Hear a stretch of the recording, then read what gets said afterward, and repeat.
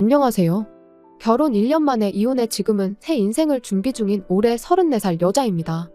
이혼하게 된 이유를 제공한 건 전적으로 신우랑 시어머니 때문이었지만 중요한 상황에 말 한마디 똑바로 못하는 못 믿어온 남편도 이 이혼에 있어서 아무 잘못이 없다고 할 수는 없겠네요. 남편 아래로 저랑 나이가 같은 신우가 있었습니다. 결혼도 아직 안 했어요. 제 생각이지만 아마 평생을 가도 신우를 데려가겠다는 사람이 있을까 싶습니다. 혹시나 있다면 그 사람은 전생에 나라를 팔아먹었거나 무슨 죄를 지었어도 그에 상응하는 잘못을 저지른 사람이 아닐까 해요. 25살 될 때까지 일은 안 하고 놀러만 다녔대요. 결국엔 시부모님도 하다 안 되겠어서 네가 놀러 다닐 돈은 직접 벌어서 쓰라고 하셨다고 하더라고요. 그 후 신우가 첫 직장을 가진 이래로 여지까지 바뀐 직장만 30개가 넘는다고 합니다. 회사뿐만 아니라 아르바이트 같은 것까지 전부 포함한 숫자고요. 9년 동안 30개면 1년에 서너 번씩은 직장을 바꿨다는 소리지요. 신우는 그걸 또 엄청 자랑처럼 이야기해요. 일하다가 지발로 관둔 게 더 많았겠지만 멀쩡한 사장이라면 안 나오는 게 더 돈이 될 거라며 신우를 잘랐을 텐데. 신우는 항상 자기를 담기에는 회사라는 그릇이 너무 작다는 식으로 자기 합리화를 했나 보더라고요. 자기애가 강한 것도 좋지만 적당히 해야지. 솔직히 나이 34이나 먹고 저런 소리 하고 있으니까 자유로운 영혼처럼 보인다기보단 한심하기 그지 없었습니다. 그것뿐이겠나요? 심지어 성격도 안 좋아요. 동네에 있는 가게 중에서는 아예 신우를 출입금지 시킨 곳도 있습니다. 술 먹고 행패 부리는 건 기본에 멀쩡한 손님한테 시비 걸어서 싸움까지 하니 장사하는 사람 입장에서는 신우한테 팔아봐야 얼마나 판다고 다른 손님 끊기지 않게 출입 금지를 시키는 게 100번 나은 선택이었겠죠. 그 중에서도 제일 견디기 힘든 게 다른 사람 뒷담화 하는 거였어요. 그럴 땐 시모랑 또 어찌나 짝짝꿍이 잘 맞는지. 제 앞에서 대놓고 언니는 다 좋은데 옷 입는 센스가 없다느니 화장이 촌스럽다느니 어쩌니 하면서 앞담화도 하는데 뒷담화는 또 얼마나 잘하겠어요. 100번 양보해서 그 사람 없는 자리에서 뒷담화 할 수도 있죠. 저희가 뭐 조선시대 양반들도 아니고 채통 지킬 거 있나요? 마음에 안 드는 게 있으면 당사자가 없을지라도 그 자리에서 후련하게 까내리는 것도 방법이라고 생각합니다. 문제는 뒷담화를 하는 대상이 불특정 다수라는 데 있었어요. 가령 다 같이 어디 교회에 카페라도 간다 치면 생판 모르는 사람 험담을 하기 시작하거든요. 그것도 뭐 소곤소곤 한다면 제가 따로 말을 않겠는데 아예 대놓고 바로 옆에 테이블에 앉은 사람을 빤히 쳐다보면서 저 사람은 자기 얼굴에 저런 가방이 어울린다고 생각해서 들고 다니는 걸까? 라던지 외적인 부분을 가지고 그렇게 사람을 까내려요. 얼마나 빤히 쳐다보고 얼마나 큰 소리로 이야기하는지 저는 항상 혹시나 저 사람이 시모랑 신우 둘이서 하는 말을 듣지는 않았을까? 혹시나 그거 듣고 열받아서 시비를 걸어오면 어쩌나 그런 걱정에 조마조마했던 적이 한두 번이 아닙니다. 그래서 다 같이 어디를 간다고 하면 또 괜히 쓸데없는데 신경 쓰면서 스트레스 받을 생각에 출발하기 전부터 온 신경이 예민하고 곤두서 있고 그랬습니다. 그런 인간 말종 신우를 제 동생하고 결혼시키고 싶다고 나오니 저로서는 당연히 거부감이 들 수밖에 없었고 견디다 못해 결국 이혼을 선택하게 되었어요. 저한테 1살 어린 남동생이 있습니다. 내 가족이라서가 아니라 신우랑은 비교할 것도 없이 좋은 사람이에요. 객관적으로 봐도 공부 열심히 해서 좋은 대학 들어가고 거기서도 열심히 공부해서 정말 알아주는 회사 들어갔어요. 세금 떼고 그러면 많이 줄기는 하지만 그래도 억대 연봉으로 일을 시작하게 되었고요. 저희 집이 지방이다 보니 원래는 동생도 그렇고 저도 그렇고 각자 직장 근처에 작은 원룸 구해서 살고 있었거든요. 그런데 동생이 취직 2년 차에 집에서 돈을 좀 빌리고 해서 전세를 하나 얻어서 같이 살자고 제안을 해왔어요. 한 가족인데 같이 살면 되지 뭐하러 월세로 두 군데다 돈 쓸 이유가 뭐가 있냐고요. 집에서 돈을 빌리긴 했지만 전세금 대부분은 동생 돈이었고 그만큼 집 구할 때 사실 자기 회사에서 가까운 데 구해도 충분했는데 저 출근하는데 힘들면 안 된다고 중간 정도의 위치를 구할 만큼 생각도 깊은 동생입니다. 그리고 그렇게 동생하고 같이 살면서 저도 돈을 많이 절약할 수 있었고요. 동생하고는 결혼하기 직전까지 같이 살았어요. 결혼하면서 제 짐 중에 중요한 건 다 챙겨왔다고 생각했는데 그 와중에 두고 온 게 있었어요. 신혼집이 동생 사는 집하고는 거리가 조금 있는 편이라 택배로 보내달라고 했는데 동생이 오랜만에 얼굴도 볼 겸 직접 가져다 주겠다고 하더군요. 그래서 주말에 겸사겸사 같이 점심 식사를 하기로 했는데 그날 신우랑 시어머니가 심심하다고 저희 집에 연락도 없이 찾아온 겁니다. 동생하고 선약이 있어서 저는 나가봐야 한다고 말을 했는데도 불구하고 동생이 시어머니보다 중요하냐는 말도 안 되는 소리로 약속을 미루라고 하더군요. 이미 동생은 차 끌고 출발한 상황이라 도로 돌아가라고 하기도 뭐한 상황이었고요. 남편이 그럼 동생도 같이 해서 점심 식사를 하면 되지 않겠냐고 했는데 동생이 낯가림이 심한 편이라 과연 같이 식사를 할 듯 싶었어요. 아니나 다를까 동생한테 전화를 했더니 상황이 그러하다면 물건만 전해주고 자기는 그냥 돌아가겠다 했어요. 식사야 나중에 해도 되는 거 아니냐면서요. 주말이라 차가 막혀서 오는 데만 1시간쯤 걸릴 텐데 헛걸음 시킨 것 같아서 너무 미안하더라고요. 그 와중에 신우랑 시모도 괜찮다는데 뭐가 문제냐면서 먹고 싶은 거 정해놨으니 바로 가자고 저를 재촉했어요. 아니, 동생이 오기로 했는데 가긴 어딜 가냐고. 나가더라도 동생 오고 나서 가는 게 맞지 않냐고 했더니 어차피 차 끌고 오는데 여기로 오라 그러나 저기로 오라 그러나 똑같은 거 아니냐고 짜증을 내대요. 분위기가 험악해지니까 남편이 처남한테는 내가 잘 말해줄 테니까 일단 나가자고 저를 잡아 끌었고요. 그렇게 동생은 오는 도중에 또 목적지를 바꿔야 했고 방향이 다른 곳이었다 보니 거기서 또 30분 정도를 낭비해야 했어요. 그렇게 도착한 동생한테 그나마 시어머니가 여기까지 왔는데 먹고 가라면서 옆에 있는 의자를 빼주긴 했지만 이미 식사가 한참인 와중이었고 동생도 예상했던 대로 불편한 자리에서 밥까지 먹고 싶지는 않았는지 감사하지만 마음만 받겠다며 극구 사양하고 저에게 전해줘야 할 물건만 전해주고 자리를 떠났습니다. 지금 생각해도 그때는 제가 동생한테 몹쓸 짓을 했다는 거 인정합니다. 시자들이 뭐라고 거기서 찍소리도 못하고 당하고만 있었으니 말이에요.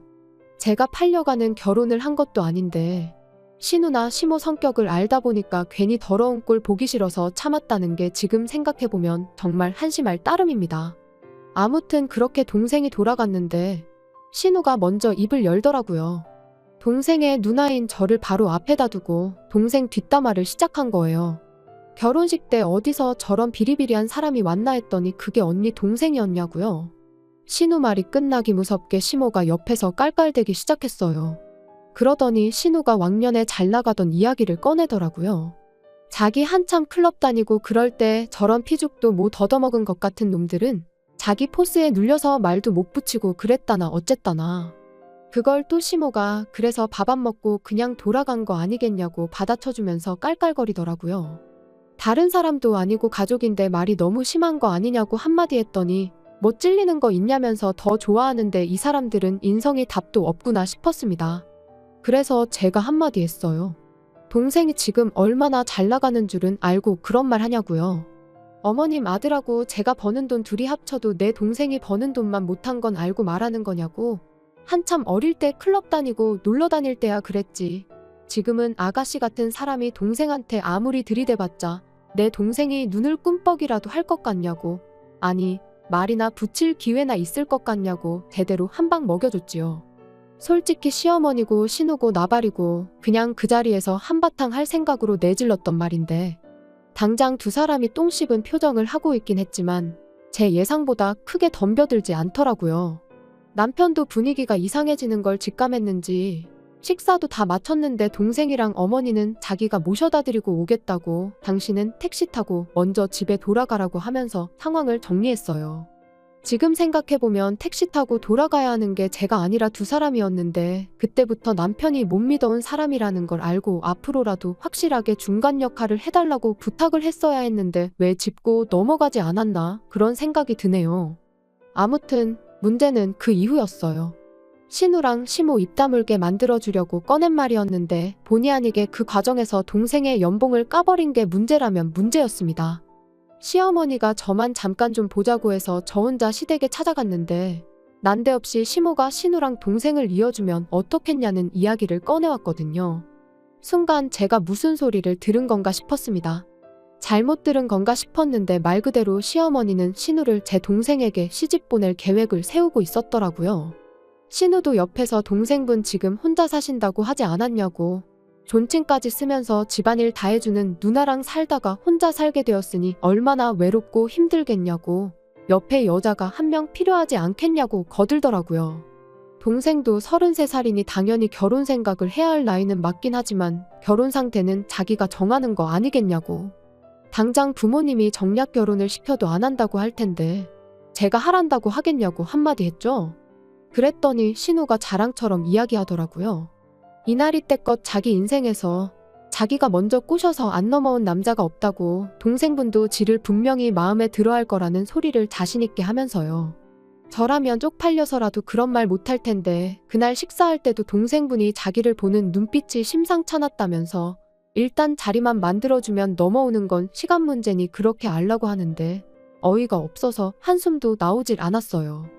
그게 말이나 되는 소리냐 했더니 이번엔 시모가 나서서 요즘 시대에 겹사돈 그런 게 문제나 되겠냐면서 당신은 그런 보수적인 사람이 아니라 깨어있고 열려있는 사람인 게 얼마나 다행인 줄 아냐면서 아주 모녀가 쌍으로 김칫국을 마시고 있더라고요. 겹사돈 되고 그런 게 문제가 아니지 않냐고. 나한테 말해봐야 소용도 없고 동생 의사가 제일 중요한 건데 왜 벌써 그렇게 하기로 결정을 내리고 통보를 하고느냐고 따졌습니다. 시어머니는 뭐가 문제냐는 듯한 표정을 하고는 어디 가서 우리 딸 같은 사람 못 만난다. 눈 씻고 찾아봐도 저런 애 또 없을 거다 한마디 하길래 그건 맞기는 맞다고 한마디 해줬네요. 세상에 신우 같은 사람이 또 어디 있겠냐고. 34살 먹고 변변찮은 직장도 없지.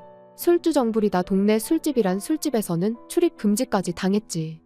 아직도 20대 때 이 남자 저 남자 만나고 다닌 걸 자랑스럽게 생각하고 다니지. 하기사 인생에 좋았던 시절이 그때밖에 없는데 그때 추억이라도 뜯어먹고 살아야지 안 그러면 비참해서 인생에 재미나 있겠냐고. 두 눈 씻고 찾아봐도 신우 같은 사람 못 찾는다는 말에는 전적으로 동의한다고 한마디 해줬습니다. 어떻게든 제 마음에 들어서 동생하고 자리라도 만들어보겠다고 눈치 보던 신우가 저 말이 끝나기 무섭게 저한테 고래고래 소리를 지르더라고요. 그래도 오빠 마누라라고 언니 대접해줬더니 네가 무슨 진짜 언니나 되는 줄 아느냐고. 나 어렸을 때 너 같은 애들은 감히 내 눈도 못 마주치고 혹시나 내 심기 건드릴까봐 바닥 보고 걸어 다녔다고 성질을 부리면서요. 그래서 또 옛날 얘기 꺼낸다고. 그때 바닥 보고 걸어 다녔던 친구들 지금 뭐하고 사는지 요즘 인터넷도 잘 돼 있는데 한번 찾아보라고 했어요. 모르긴 몰라도 아가씨보다 훨씬 대단한 인생 살고 있을 거라고. 내세울 거라곤 옛날 이야기밖에 없는 주제에 직장이나 구하고 그 입을 놀리라고 한마디 해주고 말았습니다. 맨날 센 척만 하던 신우가 그 말을 듣고 나선 갑자기 빼엥 눈물을 짜기 시작하더라고요. 눈에는 도끼가 가득 맺혀가지고 뭐라고 하는지 못 알아들을 정도로 혼자 소리를 질러대기 시작하는데 시모가 저한테 어떻게 그런 심한 말을 할 수가 있냐며 뭐라 한마디 하대요. 가족이면 응당 가족의 허물을 덮어줘야 하는 거 아니냐. 그런데 어떻게 그런 말을 할 수 있느냐고 하길래 허물이라고 하는 거 보니 어머님도 아가씨가 무슨 문제가 있는지 잘 알고 계시는 것 같은데 가끔은 감싸만 주는 것보다 독하게 한마디 해주는 게 더 도움이 되기도 한다고. 이번 기회에 신우 사람 만들어주는 게 어머님 인생에서나 신우 인생에서나 더 도움이 되지 않겠냐고 한마디 했습니다. 그 순간만큼은 정말 머리채 잡고 주먹 다짐이라도 할 것 같은 일촉즉발의 상황이었어요. 신우가 싸움을 얼마나 잘하는지는 몰라도 더 있다가는 더러운 꼴 볼 수도 있겠구나 싶어서 급하게 제 할 말만 다 하고 부랴부랴 집으로 돌아왔습니다. 집에 돌아오는 길에 아마도 시어머니가 남편한테 전화해서 방금 시댁에서 무슨 일이 있었는지에 대해서 다 말을 해줬나 봐요. 문 열고 들어오자마자 남편이 잠깐 이야기 좀 하자면서 무서운 표정을 짓고 있었거든요. 집에 오는 길 내내 남편이 어떻게 나오느냐에 따라서 저도 이 결혼 생활을 이어가야 할지 말아야 할지 큰 결심을 했던 상황이라 별로 두렵진 않았습니다. 하지만 하나 기대한 게 있다면 아무리 자기 어머니고 동생이라고 해도 아닌 건 아니라고 할 수 있는 단호한 모습을 보여줬으면 했어요. 그 기대는 집에 도착하자마자 깨지긴 했지만요. 남편이 제 얼굴을 보자마자 말하기를 처남하고 동생하고 이어준다는 게 집안 분위기를 개판을 만들어야 할 만큼 큰일이었냐고 따지고 들었거든요. 남편한테 입장 바꿔 생각해보라고. 신우가 억대 연봉 받고 잘 나가는데 내가 갑자기 내 알코올 중독자 동생을 신우랑 결혼시키면 어떻겠냐고 물어오면 당연히 기분 안 나쁘겠냐고요. 이 집구석 식구들은 역지사지라는 말이 무슨 말인지도 모르는 것 같아 보였습니다. 입장 바꿔 생각해보라고 했더니 남편도 뭐라 할 말이 없었는지 잠깐 아무 말도 못하고 가만히 있더라고요. 그러더니 동생을 감싸주는데 급급했습니다. 걔가 하면 잘하는 앤데 기회가 없어서 그런 거라고, 결혼해서 가정을 이루면 어련히 잘하지 않겠냐고 묻는데 차라리 걔가 똥을 참지 신우가 바뀔 사람이냐고. 오히려 그렇게 결혼시켜놓고 다른 남자 집에 끌어들이지만 않으면 다행 아니겠냐고. 겹사돈 그런 걸 떠나서 내 동생이 어디서 신우 같은 걸 결혼 상대라고 집에 데려오면 다리몽댕이를 부러뜨려서라도 결혼 못하게 막을 거니 절대 신우랑 내 동생이랑 연관짓지 말라고 했어요. 그랬더니 남편이 저보고 생각이 너무 짧은 거 아니냐고 하면서 나무를 보지 말고 숲을 보랍니다. 뭔 소리를 하는가 했더니 지 동생이랑 엄마랑 똑같은 소리를 하고 있네요. 솔직히 처남이 비리비리하고 외모도 좀 딸리지 않느냐고.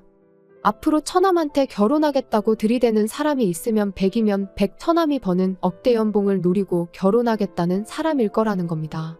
결혼하면 그 누군지도 모르는 여자 집으로 처남이 피땀 흘려 번 돈이 흘러 들어갈 텐데 그럴 바에 한 가족인 우리 집에 쓰는 게 맞지 않겠냐면서요. 그 말 듣자마자 이혼을 결심했던 것 같아요. 이 집구석 사람들 중에 남편만큼은 정상이라고 생각했는데 다 그 나물에 그 밥 똑같은 놈들이었던 거죠. 더 묻고 따질 것도 없겠다 싶어서 겹사돈이 문제가 아니고 나도 당신하고 이혼할 생각이니 그렇게 알라 한마디 해주고 그 길로 짐 싸서 나왔습니다. 동생 신세는 지고 싶지 않았는데 갈 곳이 마땅히 동생 집 말고는 없더라고요. 제가 찾아온 걸 보고는 동생이 놀라서 무슨 일이냐고 묻길래 자초지종을 다 말해줬습니다. 그나마 다행인 건 동생이 결혼을 전제로 만나고 있는 사람이 있다는 거였어요.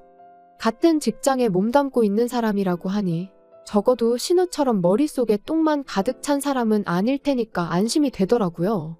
어차피 매형 동생분하고 결혼은커녕 앞으로 만날 일도 없을 것 같은데 매형한테 잘 이야기해서 풀면 어떻겠냐고. 누나가 이대로 이혼하면 나 때문에 이혼하게 되는 것만 같아서 마음이 무겁다고 하길래 그런 생각은 하지 말라고 했습니다. 너 때문이 아니라 너 덕분에 이혼하는 거라고. 걔한테 비교하자니 걔한테 미안할 만큼 되먹지도 못한 인간들로 이루어진 집구석인 걸 덕분에 알게 되었으니 더 늦기 전에 이혼하는 게 천만다행 아니겠냐고요. 아무튼 그렇게 남편과는 이혼을 하게 되었어요. 처음에 남편이 죽어도 이혼 안 해줄 거라고 으름장을 놓더니 시어머니 입장에서는 그래도 아들이 하루라도 덜 살고 이혼하는 게 낫다 싶었는지 2달도 안 지나서 결국 이혼 서류에 도장을 찍게 만들어줬어요. 그렇게 1년 길지도 않은 결혼 생활에 종지부를 찍고 혼자가 되었습니다. 동생이 결혼할 상대가 생겼다니 동생 집에서 머무는 게 그 여자 입장에서는 똑같은 시짜짓하는 신우처럼 보일 수도 있겠다 싶어서 지금은 다시 혼자서 살고 있어요. 하지만 아무리 혼자서 살게 되었다고 한들 그 인간만도 못한 집구석에서 한 가족으로 살고 있는 것보다는 100배 1000배 낫네요.